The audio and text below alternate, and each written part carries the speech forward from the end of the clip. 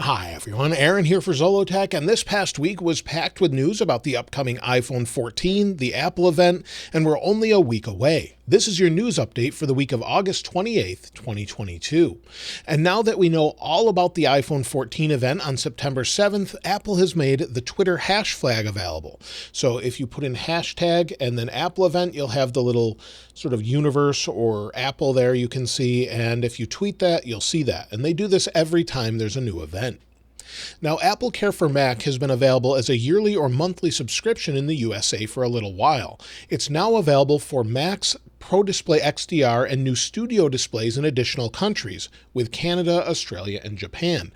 So just like you can pay monthly for the iPhone if you want to pay for Apple Care, or you can pay for it all at once, you can do that with Mac now as well in those countries. The other day, Apple launched a new education community, and they've had Apple Teacher for a while. If you're signed up as an educator, you might get this email, and it says the Apple Education Community is here, your new hub for professional learning.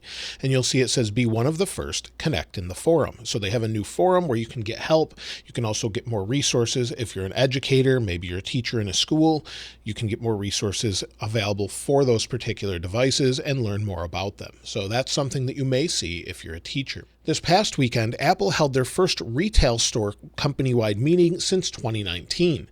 That has been a while since they've had one, and while they don't normally tell retail employees about specifics of their upcoming event, they do encourage them to get ready for new products and services, talk about new hours, and more. So that's something they talked about, and also to discuss recent mentions of unionization. So that's something they've been talking about at different retail locations where people are wanting to unionize. So they were probably discussing something along those lines. We don't know the specifics, but they did have that meeting. Apple recently had a lawsuit against them for Apple Care when maybe you had a problem with your phone. You'd bring it in because you had an issue with the camera or something else, and in the past they might have handed you a refurbished device. Many people complained about this. There was a lawsuit, and Apple has agreed to pay $95 million in damages for that. Eligible customers will receive an email by August 30th about that, and if they respond before November 28th, 2022, they'll receive a payment of $28.90 as it's spread out over millions of people. So if that's something you are affected by, you may receive an email for that fairly soon if you haven't already. The U.S. Department of Justice is getting closer to filing an antitrust lawsuit against Apple as it continues to grow. We've heard about this in the past. We've had lawsuits about maybe forcing them to switch to USB-C and other things, and now it looks like an antitrust lawsuit could be coming up just like we had with Microsoft years ago. It's expected to be filed by the end of the year by the U.S. Department of Justice, so maybe we'll see something with that. What that has to do with it specifically, whether that be the App Store, just the overall phone in general, or different devices, we'll have to wait and see.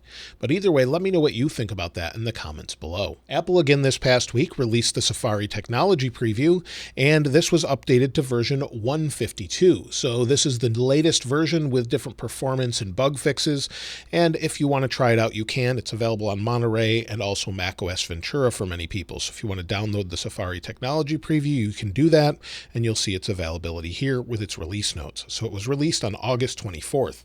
Of course, this past week we also had the release of iOS 16 betas and more. We'll talk more about that in a moment. But just like I have every week, I thought we'd talk about deals as we keep seeing more and more. Of course, the AirPods Pro are on perpetual deals, it seems, sold by Apple on Amazon. So they're typically about $179. However, at this point, I'd probably hold off on buying them as we expect AirPods Pro 2 to come out very soon. However, there's some great deals with Apple TV 4K. It's still $119 or almost $60 off, and there's an even better deal on the latest M1 MacBook Pro. If you're looking for a 14-inch, this is a MacBook Air, but if you're looking for the 14-inch M1 Pro with the 512 gigabyte option, it's $400 off right now on Amazon, again, sold by Apple. So I'll leave links to all of those things in the description like I normally do. Of course, they are affiliate links, so I'll get a little bit of commission if you do buy from there. If not, just search for Amazon and then search for those different products and you'll see them there as well. Now, as far as iOS 15.6, that's no longer being signed by Apple. That means you can't downgrade from iOS 16 or even iOS 15.6.1 back to iOS 15.6. It's no longer being signed. So that's something we typically see usually after a new version comes out. It's really typical for Apple to do that a week or two later. However, many people are asking if we should expect to see an iOS 15.7 as a last version of iOS 15.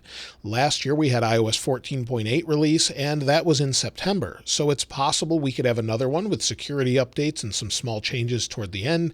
However, if we do see that, since Apple's moved up the Apple event this year to September 7th, we could see it this week or possibly next week at some point. Otherwise, I just don't think we're going to see one before the release of iOS 16.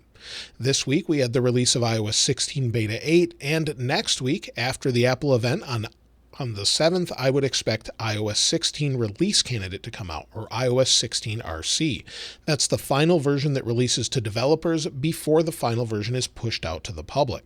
So on the 7th, we can expect the RC. Then after that, on the 9th, we can have the pre-orders of iPhone 14, then a final sale of those on the 16th. Usually on that Monday, the 12th, is when we'll see iOS 16 released to the public.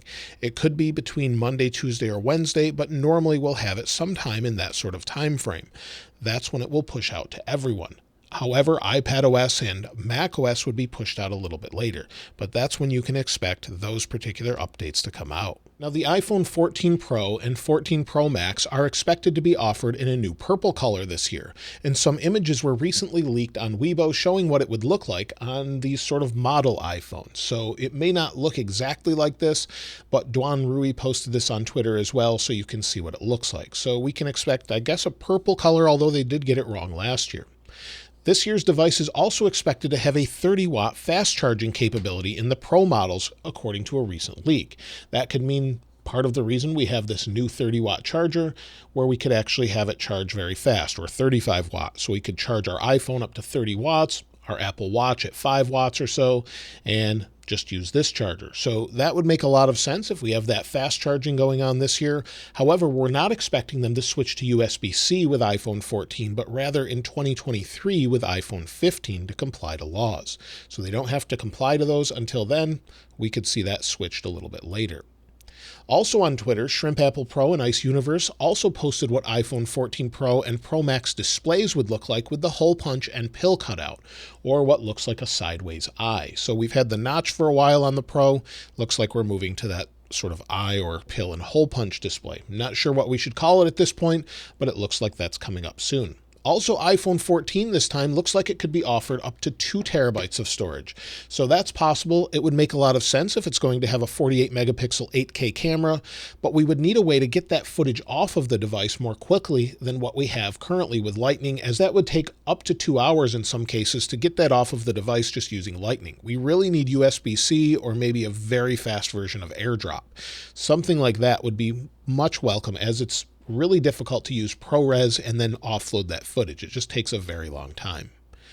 And that might be why the latest iPhone 14 chips are said to offer Wi-Fi 6E, maybe with upgraded chipsets internally, whether that be with Wi-Fi, Wi-Fi Direct, AirDrop, or something else. We could see a faster version of that.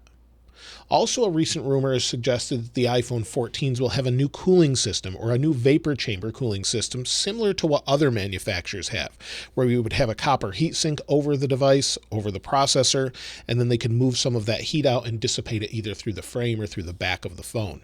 I think that would be much needed in some cases with playing games or recording video. Sometimes the phone can get very hot, especially if you're in hot ambient temperatures. So that would be welcomed by many people. Also, it would help keep the battery cool as well. iPhone 14 models may finally gain satellite connectivity that Mark Gurman mentioned Apple was working on. This would allow for emergency calls and text messages in areas without cell signal.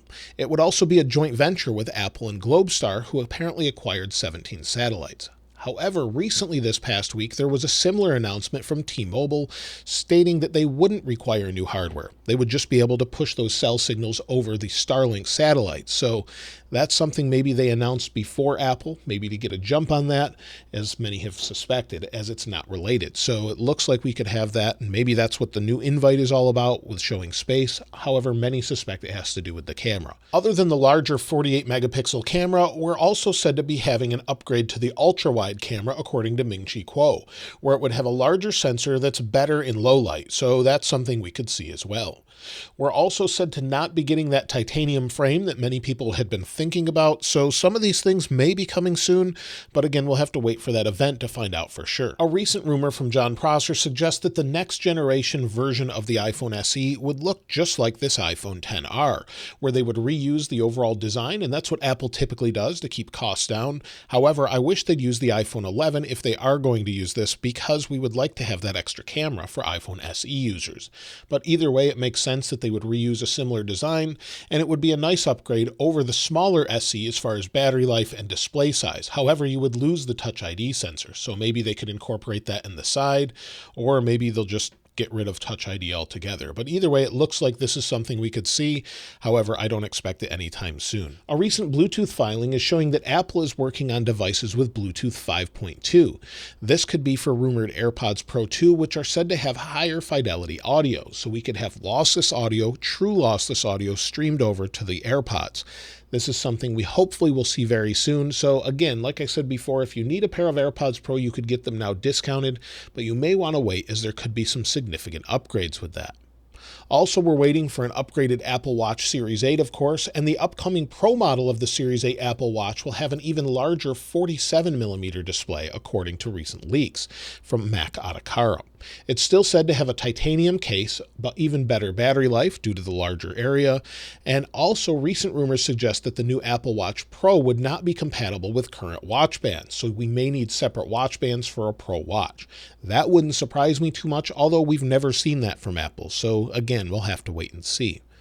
Also, other than the one sensor that we've heard about, maybe a temperature sensor Apple's won a lot of patents about, the Apple Watch this year could feature that same satellite connectivity, according to Mark Gurman, where we might be lost in the middle of the woods, maybe we're in an area without cell signal, or maybe we just don't have cellular connectivity where we live. You'd still be able to connect and message people or call for help if you needed it. Now, of course, we're waiting for updated iPads. Again, we're expecting a 10.2-inch or possibly 10.5-inch iPad that looks similar to the iPad Air, and some upgraded iPads Pro. So those things should all be coming, but probably in October with the release of iPadOS 16. So that should be at a separate event where we see most of that. When it comes to the Mac, M2 Pro and M2 Max have long been rumored to be updated since Apple showed off the M2 MacBook Air.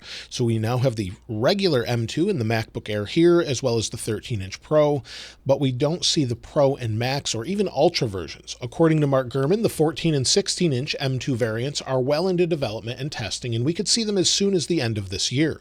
Ming-Chi Kuo is also backing this up, saying to expect them to enter production by the end of this year. So we could see those before the end of the year with just updated processors. I would not expect a whole redesign though. Also, Apple just applied for a trademark for Reality One, Reality Processor, and Reality Pro. This refers to what's expected to be the upcoming AR and VR headsets.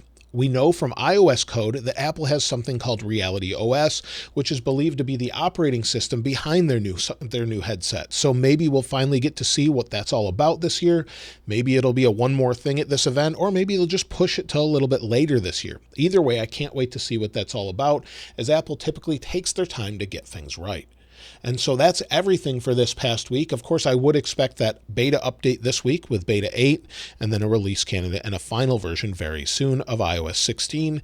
And then we're getting into very exciting times where we'll have iPhone 14, new Apple Watches, and more. So as soon as we know more about that, of course, I'll be sure to share that. Let me know what you're most excited about in the comments below. And of course, if you'd like to get your hands on this wallpaper, I'll link it in the description like I normally do. If you haven't subscribed already, though, please subscribe. And if you enjoyed the video, please give it a like. As always, thanks for watching. This is Aaron. I'll see you next time.